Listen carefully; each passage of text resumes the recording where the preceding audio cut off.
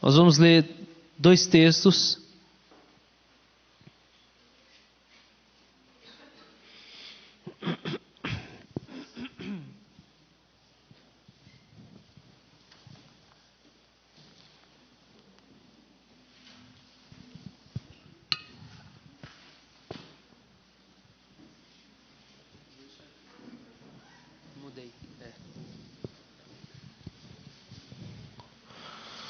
Provérbios 3:33 diz assim: certamente Deus escarnece dos escarnecedores, mas dá graça aos humildes. Provérbios 3:34.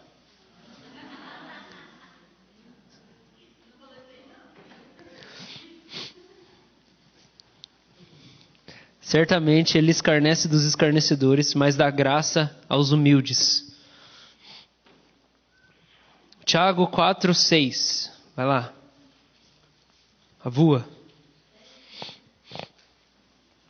Tiago está lá no Novo Testamento. Dá uma corridinha lá para o final. Depois de Hebreus.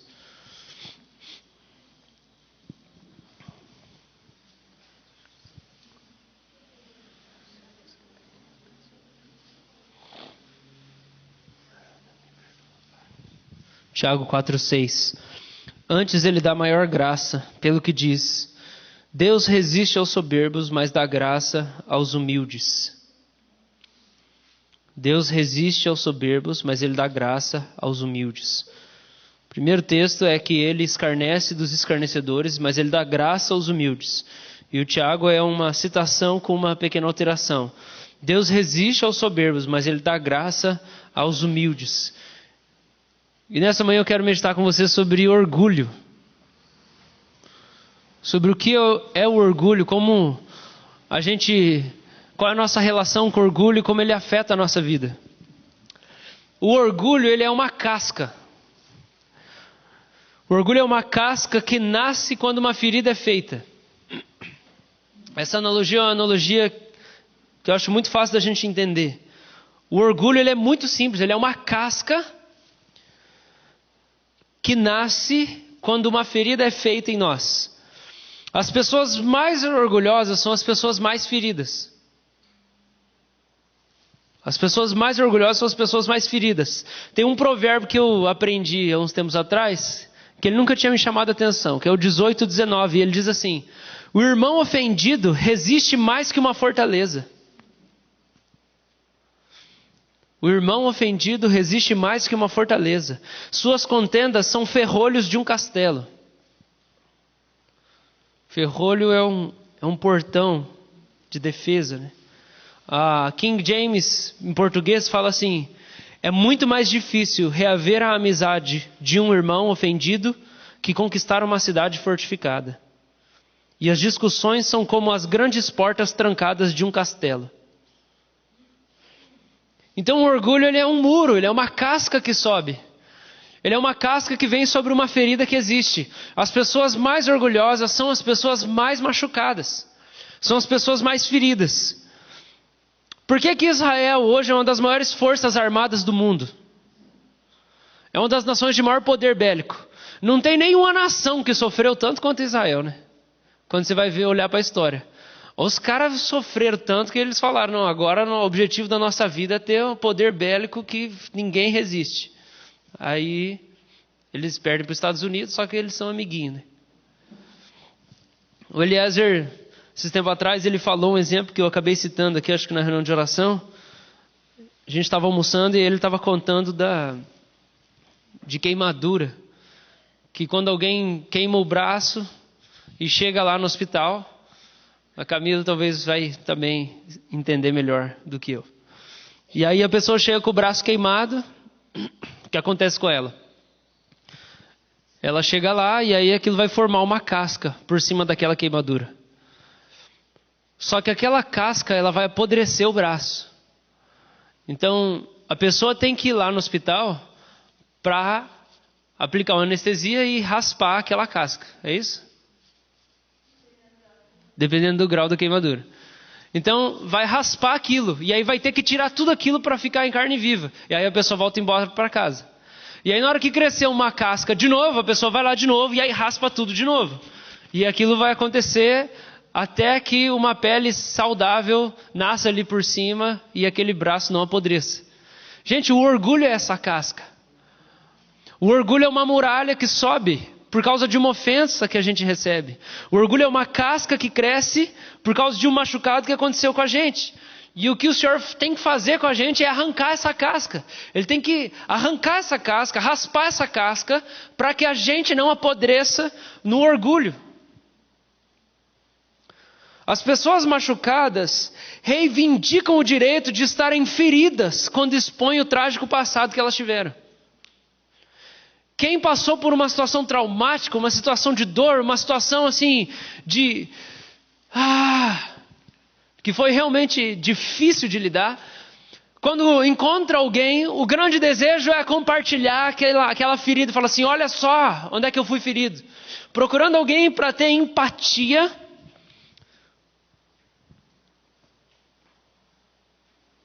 para que essa pessoa não se sinta sozinha. Então, enquanto isso não acontece, enquanto eu não encontro alguém que se simpatiza com a ferida que eu sofri, eu procuro pessoas que vão validar a casca que me mantém contra as pessoas.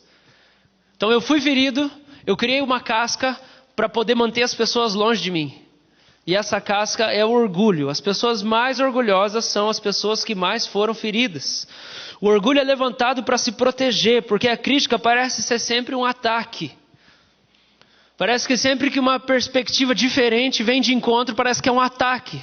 Você está sendo atacado, então eu levanto uma barreira. Não, você sai daqui. Você pensa diferente de mim, você sai daqui, você se afasta daqui.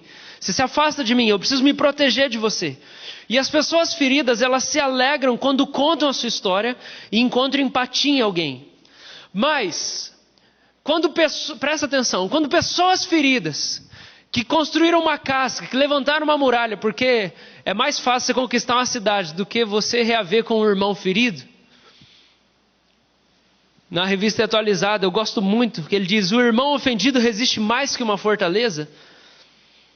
Essa pessoa, geralmente, procura outras pessoas para poder se associar com as mesmas feridas.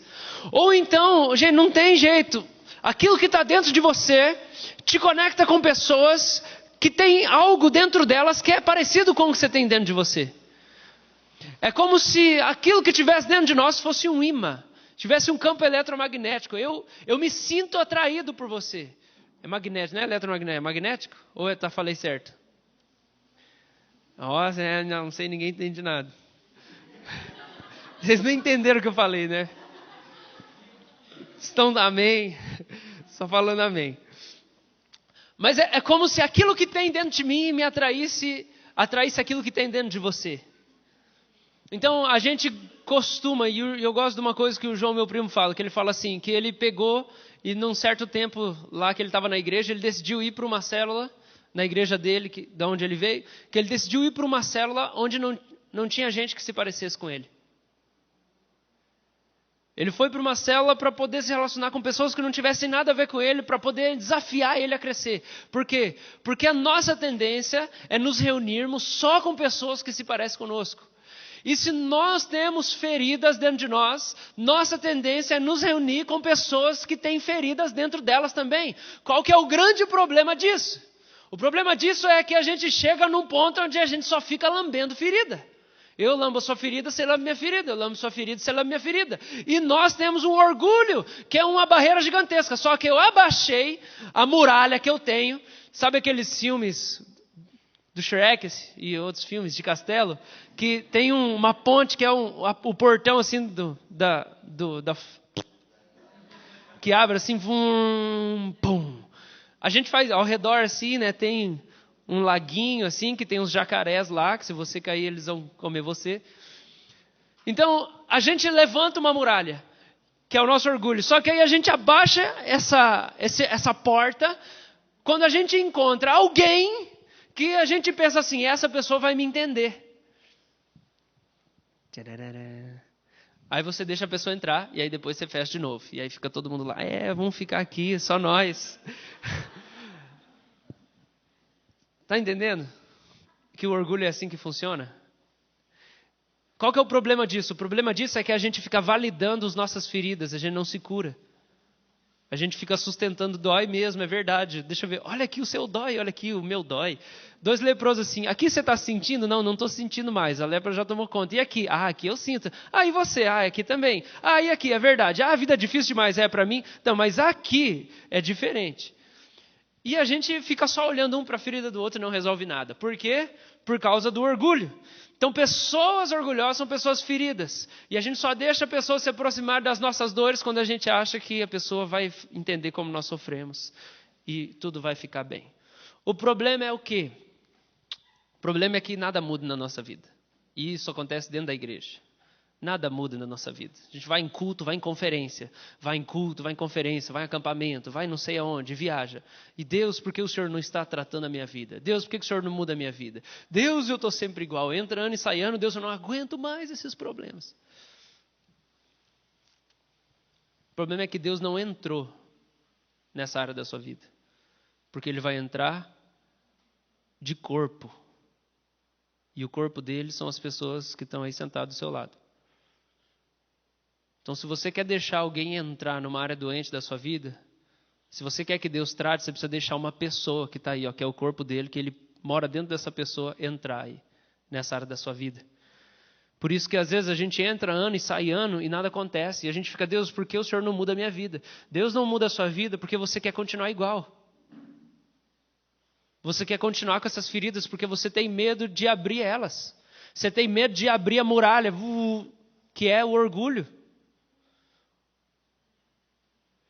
E aí não sabe por que Deus não te muda, por que Deus não te cura. Qual que é a única solução para as pessoas feridas que levantarem o orgulho serem curadas, serem tocadas?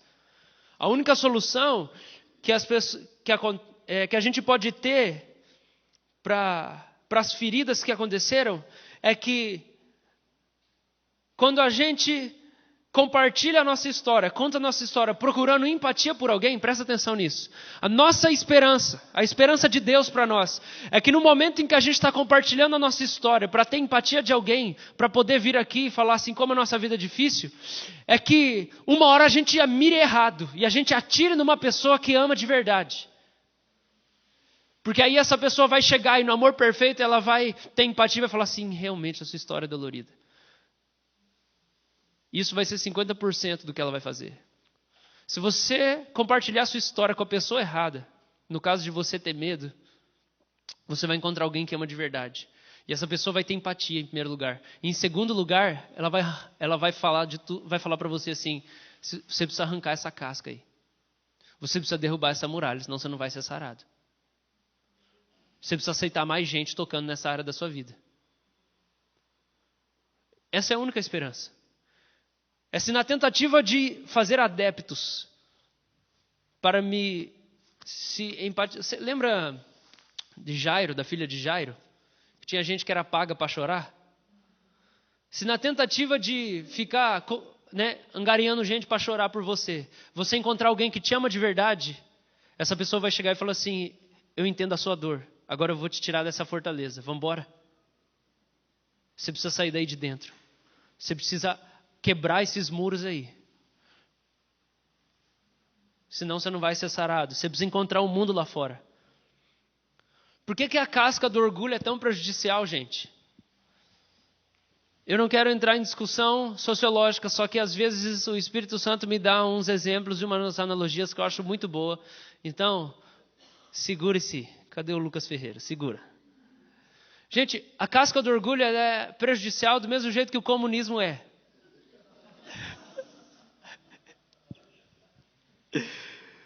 Por quê? Entenda o que eu vou dizer.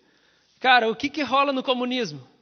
Eu vou levantar muralhas nos limites da nação para eliminar a comunicação com tudo que há fora do país, porque nós vamos ser melhores sem vocês. A influência de vocês vai descentralizar o foco da nação. Então, só vai entrar o que a gente quiser aqui. Cuba, China, onde você quiser. Coreia do Norte. Vamos levantar muralhas nos limites da nação. Ninguém vai entrar. Ninguém vai entrar. Só vai entrar o que a gente quer. Por quê? Porque senão a gente vai perder o foco. Você entende que talvez, presta atenção, talvez a intenção e a ideia é muito boa. Para a gente viver unido, a gente precisa ficar aqui junto. Que aí a gente vai bombar se a gente ficar junto. Só que o que acontece quando você levanta os muros nos limites de uma nação? Você corta os laços. E quando você corta os laços, você impede a nação de receber qualquer coisa de fora. Então ela fica só na mesmice. Então eu não estou falando que o comunismo não protege, eu estou falando que o comunismo estanca. Obrigado, Lucas, você abaixou a cabeça. Um cientista social, eu me senti agora realmente honrado. E o orgulho do mesmo jeito. Eu não estou falando que o orgulho não te protege. Está entendendo? O orgulho te protege, só que ele te estanca. É um torniquete no seu coração. O sangue para de correr. Você para de desenvolver. Você fica paralisado, bem protegido e estagnado. Você ficou congelado. Você ficou alienado. Você vai para a inércia. Você não sai do lugar. Você está muito bem protegido. Só que você para de receber. E com os relacionamentos, quanto maior o orgulho, menor a influência dos laços, dos relacionamentos sobre você, porque você não se relaciona com as pessoas aberto a ser edificado ou receber, ser acrescentado pelas pessoas. Você vive como uma fortaleza por onde você vai e o seu objetivo é sobreviver. Esse é o seu objetivo. Uma pessoa orgulhosa quer sobreviver e ela não quer mudar de jeito nenhum, porque ela tem um orgulho dela. Você luta por você mesmo, pela sua própria sobrevivência. Então o orgulho corta os laços, impede uma pessoa de receber qualquer coisa de fora. Porque no dia em que ela foi ferida, ela fez uma promessa para ela mesma. Eu nunca mais vou pedir ajuda a ninguém. Eu vou conseguir tudo sozinho e ninguém vai me rebaixar mais. Você fez uma promessa, ninguém vai. Não vou precisar mais de ninguém. Cara, eu sei que antes mesmo de eu vir para a República, se tinha uma coisa que acontecia comigo, era que pessoas desigrejadas eram atraídas até mim.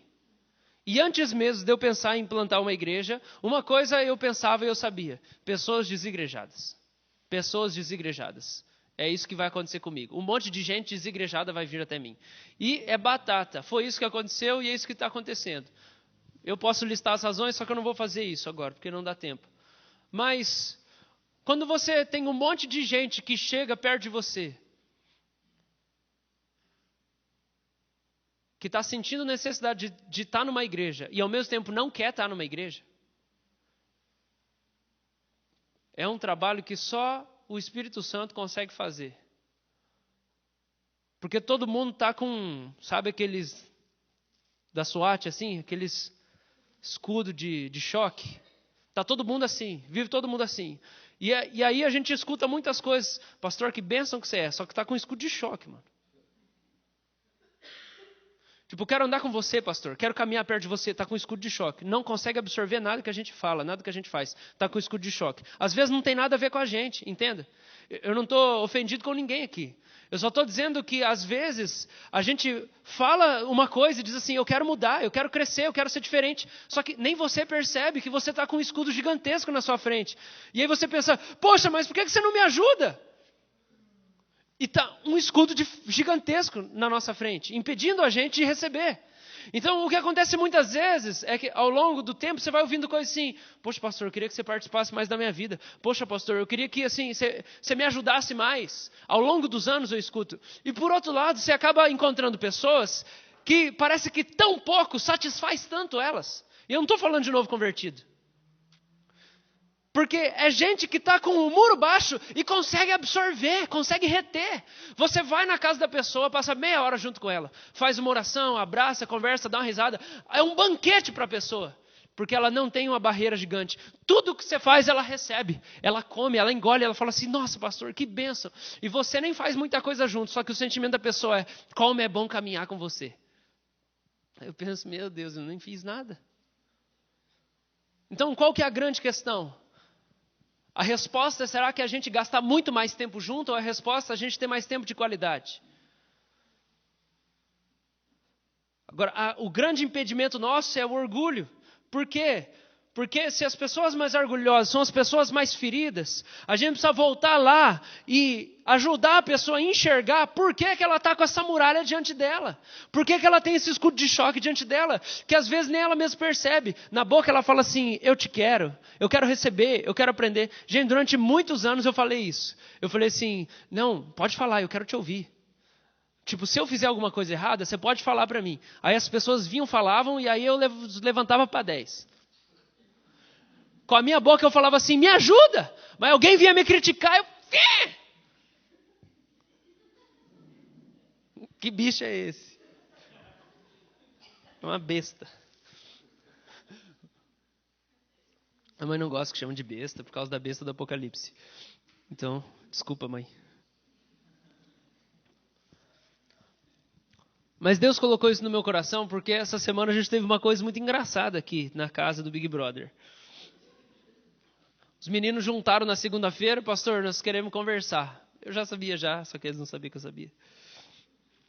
Aí, beleza, vamos conversar. Aí os meninos fizeram uma listagem de defeitos. Pastor, isso aqui tem que mudar. Pastor, isso aqui está errado. Isso aqui... Aí nós ficamos... Começou às 11, foi até às 3 da manhã, 2h30 da manhã, assim, mais ou menos. Eu lembro que eu deitei na cama às 3. Então a gente ficou das 11 até 2h30, ou sei lá, 11h30. Deu umas 2, 3 horas. Eu estava lá. E eles foram falando tudo que precisava mudar. Eles jejuaram na semana passada, eles oraram, pediram Deus da ajuda, Deus da sabedoria. E ao longo de toda a conversa que a gente estava tendo, no começo eu pensei assim, Deus, vai ter uma hora que eu vou precisar da sua ajuda, porque eu acho que eu vou querer reagir. E aí eu preciso que o Senhor me ajude. Então na minha cabeça estava assim, Deus, você me ajuda. Se eu quiser reagir, eu preciso ficar de boa, eu preciso me segurar aqui. Só que em nenhum momento eu quis reagir. Eu passei 3 horas ouvindo críticas a meu respeito e eu estava tão de boa. Eu falei, nossa, beleza. No outro dia até acordei de manhã assim e fiz uma lista, porque eu lembrei de tudo que eles falaram. Fiz uma lista e mandei para os meus intercessores. Os meninos da casa se reuniram, fizeram uma lista aqui de coisas que eu tenho que mudar. Ora por mim, que é isso aqui. E eu pensei assim, nossa Deus,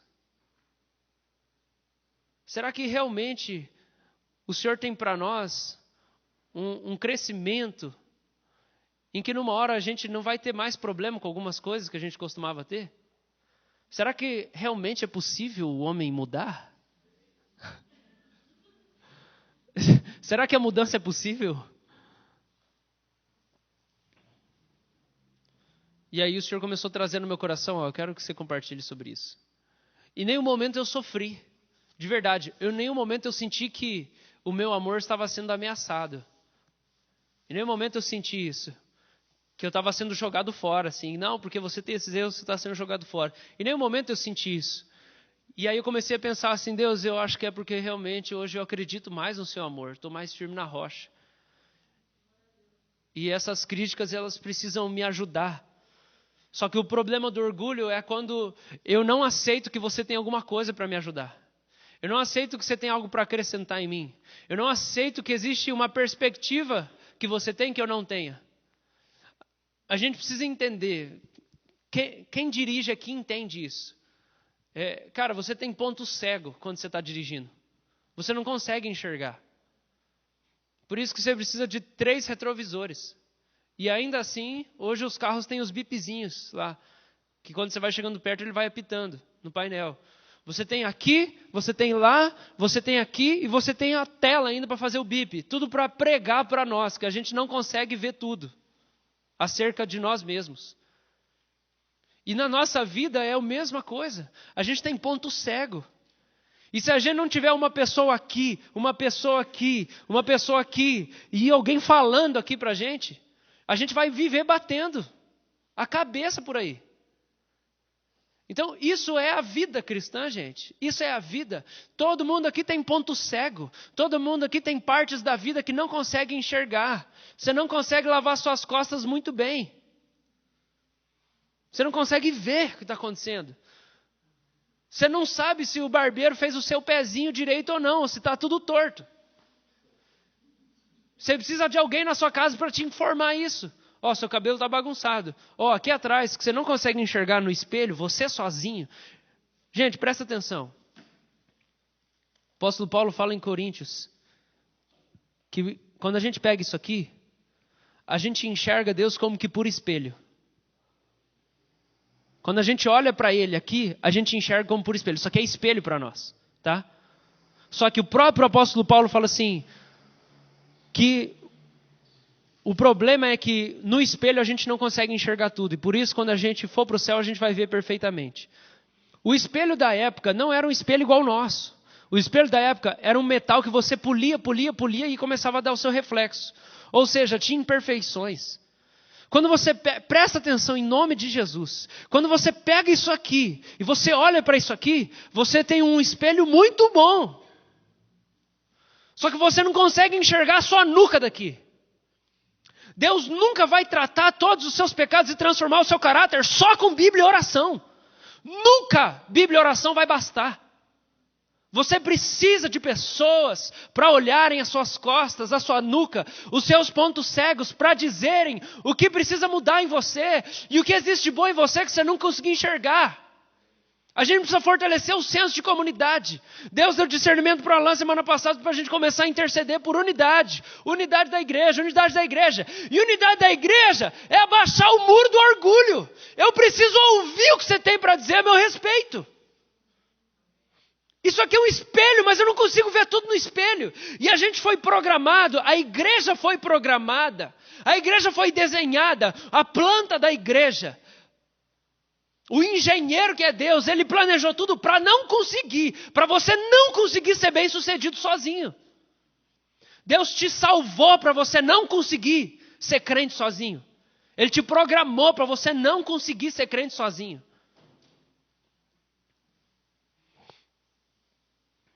É a vontade de Deus para você. Que você não consiga andar com Ele sozinho. Que você precise de outras pessoas. Que você depende de outras pessoas. Quando a gente fala isso, algumas pessoas que são dependentes, profissionais, acabam se acomodando. É o próprio Deus que vai acabar trazendo o equilíbrio para você. Alguns dependem de mais, outros dependem de menos. Mas no caso do orgulho, a gente não quer depender de ninguém. Porque um dia que a gente foi ferido, a gente levantou a muralha, a gente falou assim, eu prometo que eu nunca mais vou precisar de ninguém para me ajudar. Eu vou fazer tudo sozinho aqui. E aí você levantou a muralha, você entrou no comunismo. E aí você estanca, aí você paralisa, você se protege muito bem, só que você não desenvolve. Então o orgulho isola a pessoa. E o orgulho isola a pessoa de si mesmo. Eu conheço pouco de geometria, só que talvez alguém possa me ajudar. A menor distância entre dois pontos se chama linha reta, né? Certo? Existe alguma coisa na geometria que fala a maior distância entre dois pontos? Não existe, né? Então, mas a maior distância entre duas pessoas é o orgulho. E a menor distância entre duas pessoas é a humildade. Nada te distancia tanto de alguém quanto o seu orgulho. Você pode dormir na mesma cama. E ser tão distante dela quanto pessoas que moram longe. Eu tenho amigos que moram a quilômetros e milhares de quilômetros de mim. Felipão também. Lá na Inglaterra. Liga o Skype e começa a chorar. Que saudade de você, não sei o que, eu te amo, tantos anos juntos. E anos que não se vê. Por quê? Porque nada separa mais as pessoas do que o orgulho. Nem a distância física, geográfica separa tanto as pessoas. O orgulho nos isola.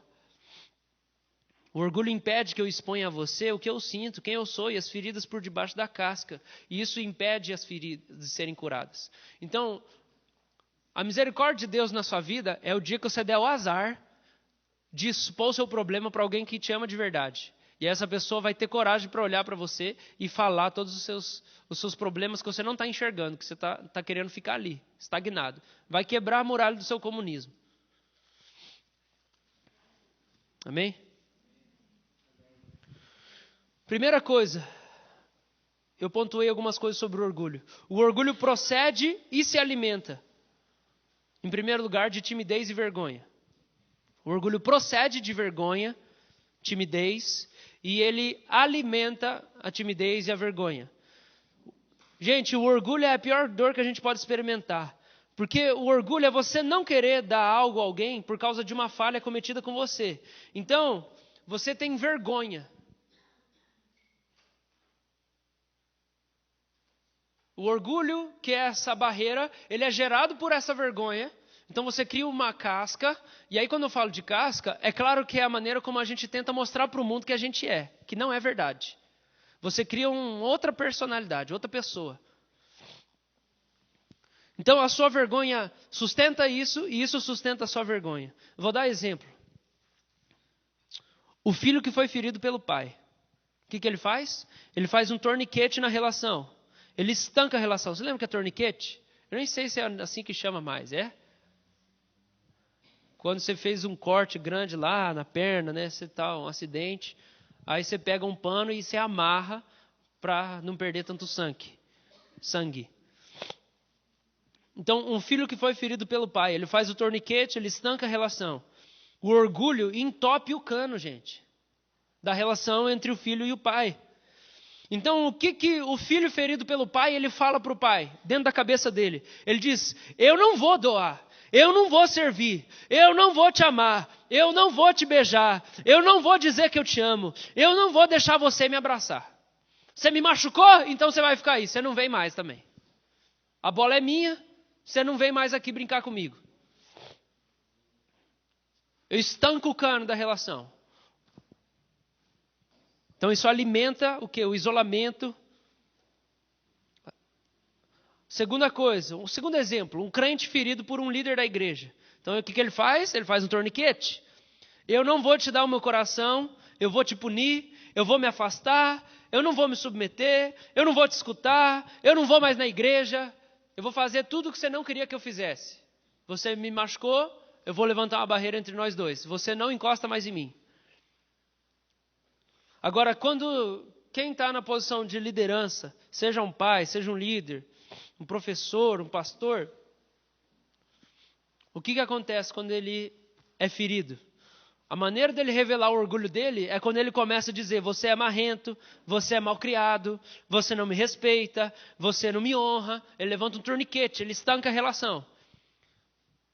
Só que como ele tem algum tipo de poder, ele vai lá e oprime a pessoa. Eu vou te punir, você que se lasque, você que procura outra igreja, você não serve, você não quer nada com nada. Tudo isso revela orgulho. Eu estanquei a relação. O problema disso tudo é o quê? Quando uma pessoa que tem uma ferida e ela levanta o orgulho, ela escuta essas coisas, essas ofensas, ela lembra dessas falas, isso desperta nela de novo um sentimento de autoproteção. Talvez alguns de vocês sintam isso. Desperta de novo uma autoproteção. E aí você vai e você fica tenso. E aí você continua se isolando. O orgulho também procede de medo e alimenta o medo. Quando alguém faz menção de algum erro teu, como é que você reage? Você pensa assim, é verdade, foi isso que aconteceu, me ajuda. Você faz uma listinha. Olha, eu fiz uma lista aqui dos meus erros para me ajudar. Você quer me ajudar aqui? Ora por mim. Eu mesmo fiquei pensando, Deus, obrigado. Pela maneira como eu estou. Mas o orgulho, ele procede de e ele alimenta o medo. Então, quando alguém faz menção de algum erro teu, o que você faz? Você sai andando? Conheço gente assim. Tipo, você sente uma ameaça na rodinha. Alguém vai falar de alguma coisa sua. Alguém vai expor alguma coisa sua. Você pega e... Deixa eu trocar de rodinha, você nem fala nada. Só... O que você faz quando um erro seu está para ser exposto, algum lado seu está para ser exposto? Você ataca mentalmente o caráter de quem fez a pergunta? Entende esse ataque mental do caráter? É um safado. Ele fez aquilo. Sem vergonha. É um traíra. É desonesto. E na sua cabeça você começa a atacar mentalmente a pessoa. Você diz a você mesmo uma lista de razões que justificam você ser como você é. Quando você sente medo, você lista uma série de razões que justificam o porquê você é daquele jeito. Então, alguns sinais de que o orgulho está bem vivo em você ou em mim. Omissão, você esconde, você não fala tudo o que você pensa. ou tudo o que você sente?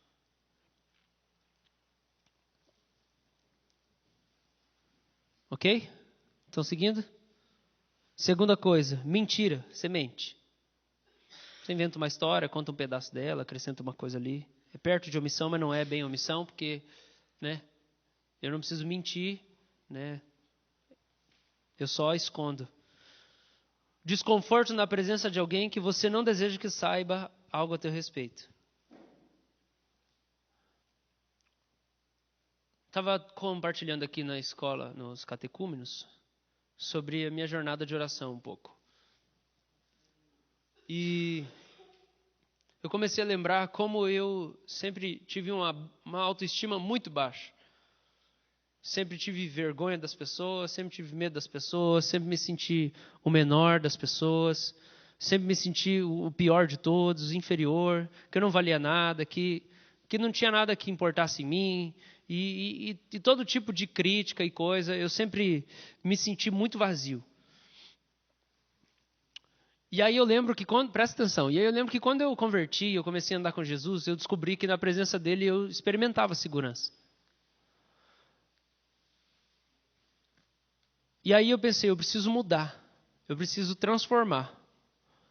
E aí eu ia para a igreja, e depois que o culto acabava, ou até durante o culto, a minha maior preocupação era como eu estava me comportando diante das pessoas. Será que elas vão achar que isso que eu vou fazer é legal?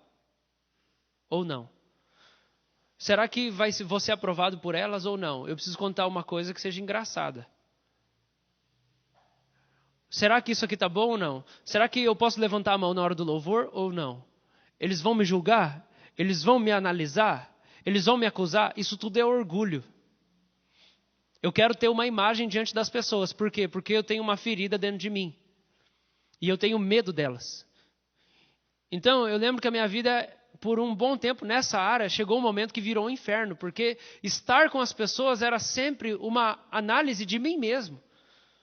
Estar com qualquer tipo de pessoas me deixava muito tenso. Porque eu precisava calcular cada passo que eu dava. Será que esse jeito que eu ando é legal ou não? Será que essa roupa está legal? Será que eu posso fazer esse comentário ou será que eu não posso fazer? Era uma insegurança gigantesca, muito medo das pessoas. Por quê? Isso é orgulho, gente. Porque eu quero manter uma imagem para as pessoas. Eu quero manter uma imagem para as pessoas, então eu fico tenso o tempo inteiro diante das pessoas. O orgulho está atrelado a medo de ser descoberto. Você anda tenso perto das pessoas? Você fica tenso ou tensa perto das pessoas? É claro que geralmente existe uma pessoa ou duas, ou pessoas específicas que nos deixam mais tensos, que são pessoas com que a gente quer mais aprovação do que as outras. Por exemplo, se é alguém que você admira, né, tem gente aqui que se eu for fazer uma visita na casa é o fim do mundo. Pô, vai ser a tensão total. A casa vai passar, vai contratar uma faxineira no dia. Vai comprar um bolo, vai não sei o que e tal. Pela razão de me admirar, pelo motivo de me admirar e o medo de não parecer bom o suficiente para mim.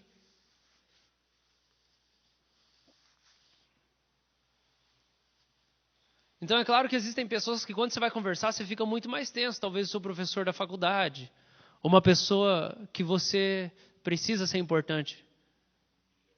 Chefe. Se não é o pastor, mas é outra figura espiritual que você admira. Ou seu pai mesmo. Você fica tenso? É orgulho. Você está querendo manter a proteção. Como que a gente se protege? Fingindo ser quem a gente não é. Tentando fingir que a gente é melhor do que o que a gente é. Então você, né? Você vai lá, você tem aquela reunião de família, você precisa estar por cima e mostrar que as coisas não deram errado na sua vida. Fala Deus. Atenção vindo no povo. Está sendo exposto agora mesmo. É nesse momento agora o Senhor está entrando, entendeu? Dentro de você. E Ele está pedindo para você derrubar essas muralhas aí. Porque você está estagnado.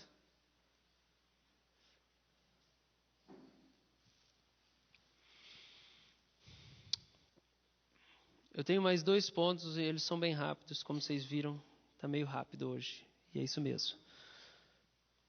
Então, primeiro, o orgulho procede e alimenta. Qual foi a primeira coisa?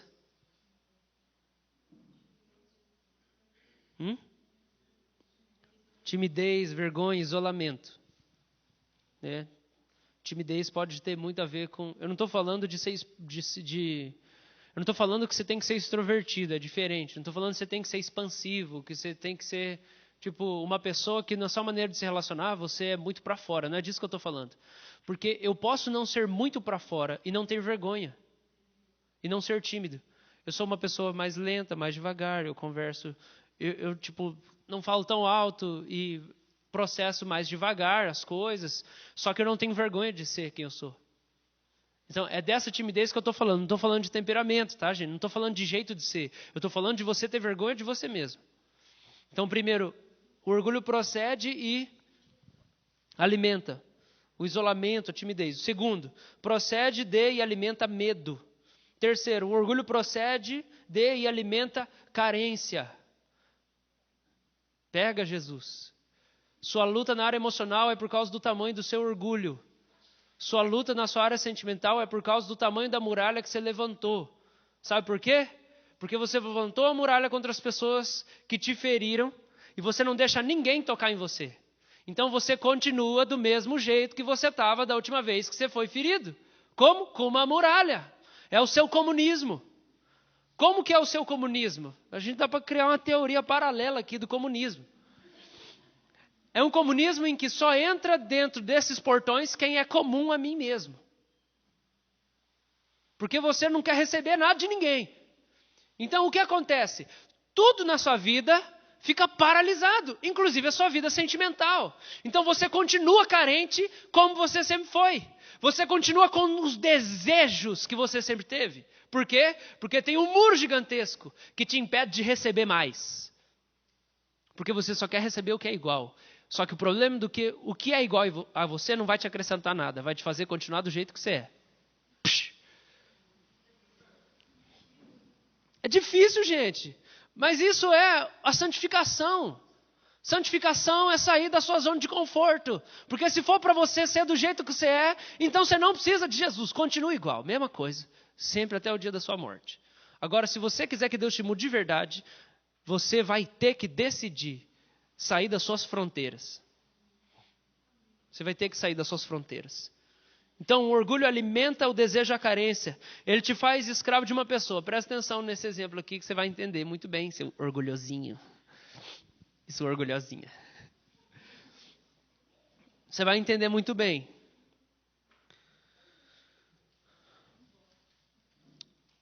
Quando você sente carência e você sente a falta da admiração de alguém que você considera importante, você sente falta da aprovação, você quer a aprovação de alguém que você considera importante, você vive para essa pessoa. Porque quando você vai sair de casa para ir para o culto, você pensa se a pessoa vai gostar da roupa que você usa, que você está naquele dia. E do cabelo, como é que está? Então tudo você faz por causa da pessoa. Isso ficou claro? Que o orgulho ele te escraviza ao que as pessoas pensam a seu respeito? Então o que o orgulho faz? O orgulho é alimentado por uma carência que você tem de aprovação, só que ele também alimenta essa carência. Por quê? Porque tudo que você faz pensando naquela pessoa. Você se torna escravo daquela pessoa. Uma pessoa te ofendeu. Na sua família lá. Falou assim, porque você dependeu de mim a vida inteira. E você sempre vai depender de mim. E você sempre vai precisar de ajuda. E não sei o que, e não sei o que. Aquilo te feriu, você levantou a muralha. Você vive, e sempre que você estiver na presença daquela pessoa, por causa do seu orgulho ferido, você vai tentar aparentar que aquilo não é verdade. Ou que você não precisa dela. Sabe qual que é o problema disso? É que você está vivendo por uma pessoa e não por um Deus. Você vive em função de um ser criado, criatura. Isso é idolatria. Em vez de você viver para o Deus Todo-Poderoso, Criador. Então tudo que você faz é movido por aquela. Eu vou provar que eu sou melhor do que aquela pessoa falou que eu sou. Eu não vou mostrar nenhum problema meu e eu vou provar que eu consigo. O que isso é no fundo? Você vive para a pessoa. Isso alimenta uma carência sua, isso alimenta um desejo seu por ela. Porque qual que é o seu desejo? O seu desejo é por ela, que ela venha e se prostre aos seus pés e diga assim: eu estava errado. Eu estava errado a seu respeito. Não é assim. Você é melhor do que eu imaginava. E você quer que essa pessoa suplique. O que é isso? Desejo. Isso é desejo. Você continua tendo desejo por aquela pessoa. O problema é que isso não é viver para Jesus. Isso é viver para um homem. Isso é viver para um ser. Para uma pessoa. Então o orgulho, ele te faz escravo de uma pessoa. Para você viver e ser visto por ela. Você vive desejando essa pessoa ou pessoas. Você deseja que ela te ame, se prostre, compra o direito de ser amada por você. O orgulho, gente, é o contrário da graça. Porque Deus não pede para a gente comprar o direito de ser amado por Ele. Ele simplesmente vem e nos ama. O orgulho é o oposto da graça. A graça é quando tudo que você fez para mim, eu já nem penso mais, nem lembro mais. E eu amo você e eu deixo você me amar. Não importa o que aconteceu. Só que para isso eu estou sarado. E para eu ser sarado, eu preciso abaixar as muralhas. Então o orgulho é o contrário da graça. O orgulho me faz te desejar. Eu te desejo, por isso eu mantenho essa pose. Só que como tem uma ferida, é uma mistura. Eu te desejo, eu te odeio. Eu te desejo, eu te odeio. Eu te desejo, eu te odeio. Eu odeio você, só que eu queria tanto que você visse como eu sou melhor. Eu odeio você, só que eu queria tanto que você me admirasse. Eu odeio você, só que na verdade eu preciso de você, porque senão minha vida não tem sentido. Eu vivo para poder mostrar para você que eu não sou aquilo que você achava. Eu te desejo aos meus pés, para me validar na minha pose e provar que para todos que eu sou superior a você. Então eu vivo para provar para você que eu sou alguma coisa. E muitas vezes, muitas vezes não, é via de regra. A gente se converte, é isso que a gente faz com Deus. A gente vive para provar para Deus que Ele precisa de nós. Então você ora, lê, jejua, vai na igreja, dá o dízimo, se segura, para provar para Deus que Ele precisa de você. E aí no dia em que a bomba estourou no seu colo, você fala: Deus, mas você precisa de mim. Olha tudo que eu fiz para você. Olha tudo que eu fiz para você. Como é que você deixou essa bomba estourar no meu colo? Por que a minha vida virou essa bagunça? Você precisa de mim? Olha tudo que eu fiz para você até aqui. Você não vai olhar para mim?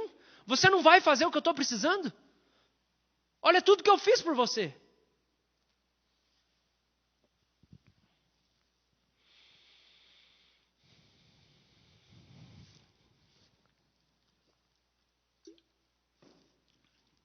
Todo mundo é orgulhoso, gente.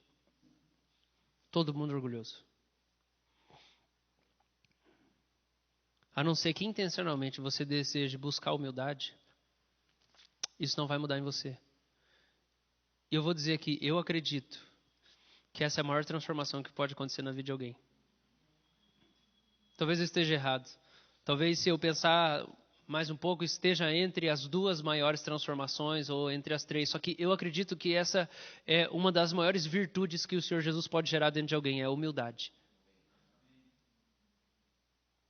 Eu me lembro orando tanto dentro do meu quarto e pedindo para Deus: me faz humilde, me faz humilde. Eu não quero viver rebatendo as pessoas o tempo inteiro.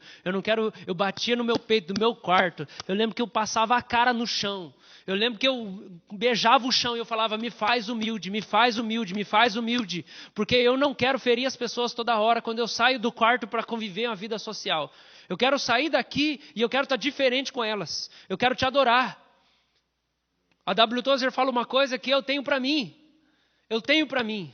E que eu entendo que é muito mais profundo do que uma ação. Ele diz assim, tem um livro dele pequeno, chama 5 votos para obter poder espiritual. E um deles, eu amo de paixão, que é: nunca se defenda. Você já foi justificado por Cristo. Você não precisa se justificar de nada. Mesmo quando você está errado, pede perdão e pronto. Não precisa explicar nada. Nunca se defenda. Nunca se defenda. Nunca se defenda. Isso não tem a ver, o espírito nunca se defenda sempre que alguém falar, você ficar quieto, depois você fica morrendo de ódio da pessoa. Não é disso que ele está falando. O que ele está falando é: você não precisa provar nada para ninguém. Você não precisa provar nada para ninguém. Você não precisa explicar nada para ninguém. Não é que você não pode, tudo depende de por que você vai fazer isso. Os meninos começaram a fazer a lista das coisas e a gente é amigo.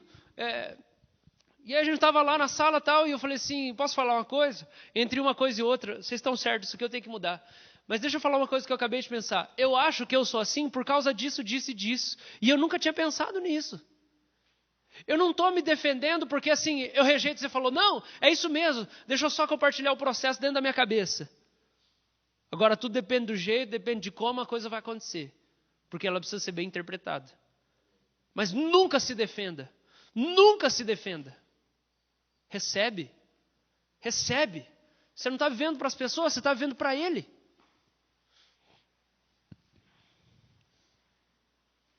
Amém, gente? Último lugar. Então, primeiro, o orgulho alimenta e procede de timidez, vergonha. Eu tenho vergonha. Vergonha é um sentimento que não vem de Deus, tá? Jesus tirou a nossa vergonha. Segunda coisa, o quê? Medo.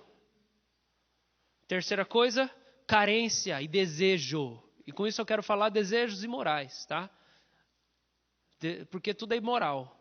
Que é movido por orgulho é imoral. Em último lugar, o orgulho procede de e alimenta rebelião e inimizade. Romanos 5,10 fala assim, porque se nós, quando inimigos, fomos reconciliados com Deus mediante a morte do seu Filho, muito mais estando já reconciliados, seremos salvos pela sua vida. Então, quando nós éramos inimigos de Deus, nós precisamos ser reconciliados por causa de Jesus, da morte de Jesus. Qual que foi a nossa questão com Deus? Uma inimizade. Eu fiz aquilo que o Senhor não queria e o Senhor vai fazer comigo aquilo que eu não quero. Então vamos separar. Você fica para lá, eu fico para cá. É por isso que a nossa luta com Deus é de a vontade de Deus, nossa vontade. Vontade de Deus, nossa vontade. Porque existe uma inimizade que sustenta uma muralha gigantesca entre nós e Deus. Eu não quero que Deus mexa.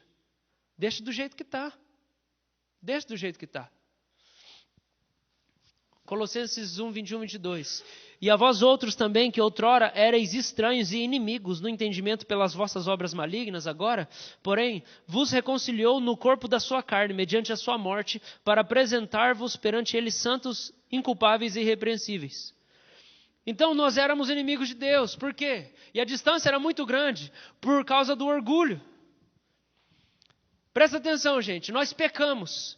E quando Deus nos falou que nós pecamos, quando a gente se converte, quando a gente ouve a mensagem de que nós pecamos e que existe uma lei que tem que ser cumprida, que é amar a Deus, que é amar o próximo e que a gente precisa se arrepender, quando Deus nos informa disso, a gente percebe que a lei de Jesus, que é essa lei do amor, ela é diferente do meu desejo. Então, o que acontece? Deus quer uma coisa, eu quero outra coisa. Eu pequei, é verdade, eu errei. Existe algo que Ele quer de mim. Só que como a lei dele é diferente do que eu quero, eu levanto uma barreira entre nós e eu viro a cabeça de nariz empinado. E eu vou viver sem Ele. A inimizade sustenta o orgulho. É o nosso orgulho que nos manteve, que nos mantém tão distantes de Deus. E o orgulho sustenta a inimizade. Que a gente lê o texto para começar. Deus resiste aos soberbos, Ele dá graça aos humildes.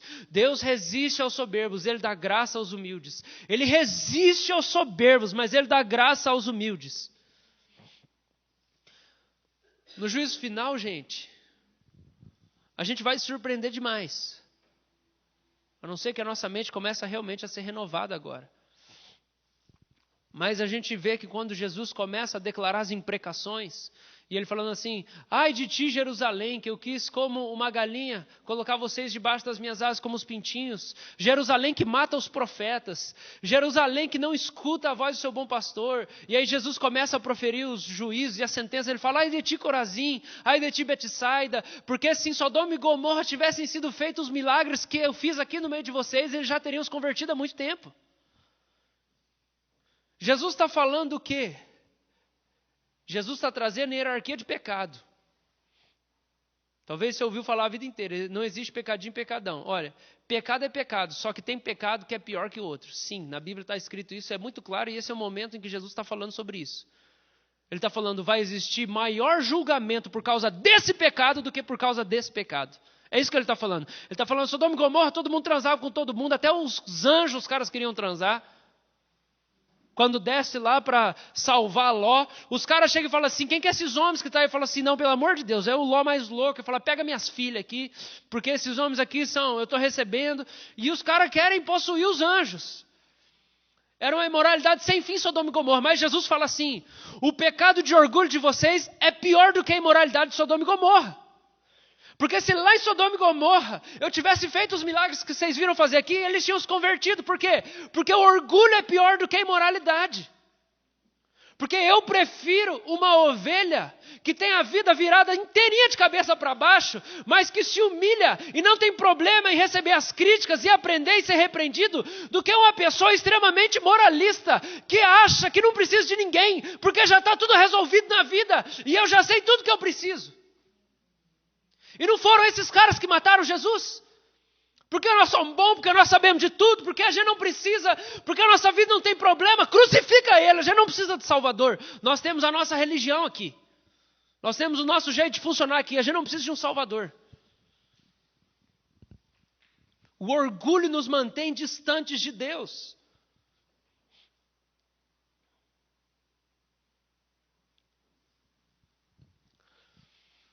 O orgulho nos faz adoecer, gente. O orgulho acaba com a nossa relação com Jesus.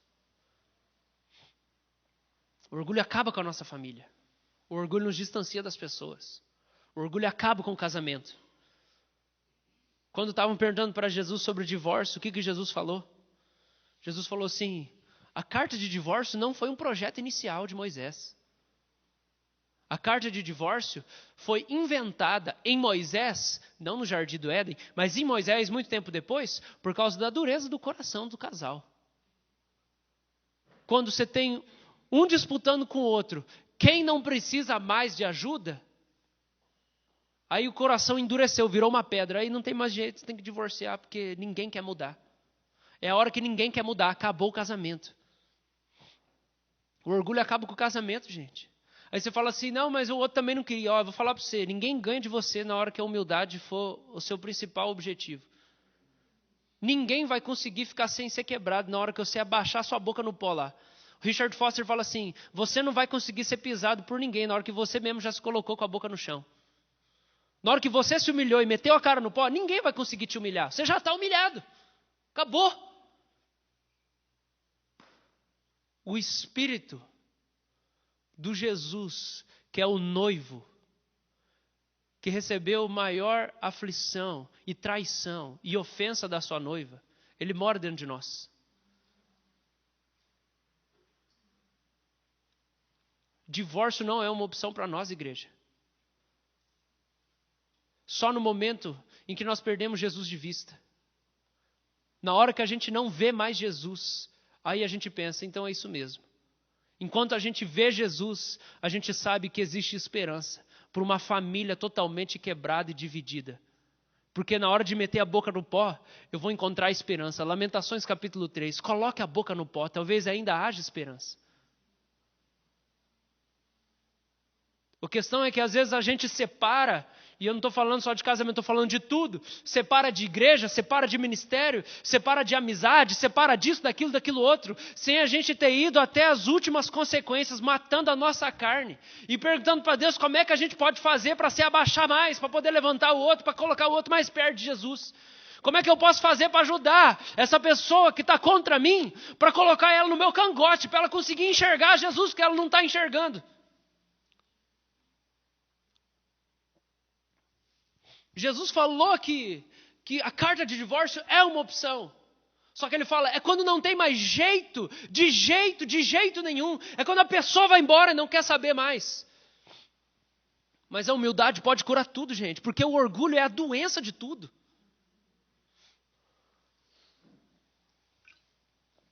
Qual que é a solução, então, para nós?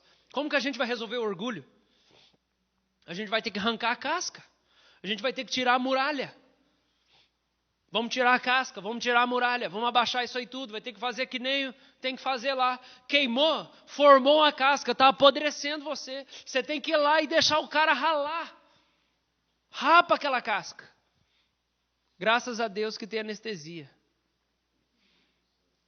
E essa é a nossa esperança, do consolo que Deus gera em nós. O Espírito Santo nos consola enquanto Ele vai tratando a gente, enquanto Ele vai transformando a gente, enquanto Ele vai quebrando a gente, Ele vai nos consolando. Então a nossa esperança é o Espírito Santo. Ele é o consolador no meio de tanta dor que a gente experimenta.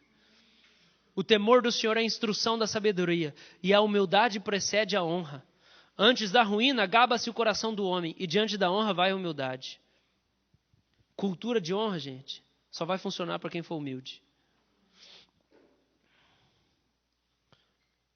Então, enquanto o Senhor está trabalhando todas essas coisas dentro de nós aqui, e o objetivo da palavra é trazer convicção e quebrantamento. Eu quero que você coloque seu coração diante de Deus, que a gente vai passar por um momento da ceia, a gente vai passar por esse momento de lembrar do que Jesus fez por nós. E às vezes a gente faz isso inconscientemente, mas esse momento precisa ser um momento para nos humilhar, para a gente lembrar, cara, alguém precisou morrer por mim.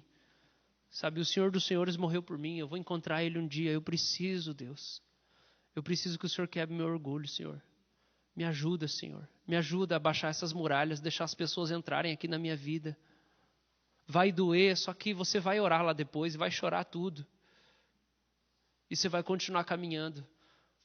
Para que o medo não faça mais parte da sua vida. Para que o desejo e a carência não façam mais parte da sua vida. Para que a inimizade não faça mais parte da sua vida.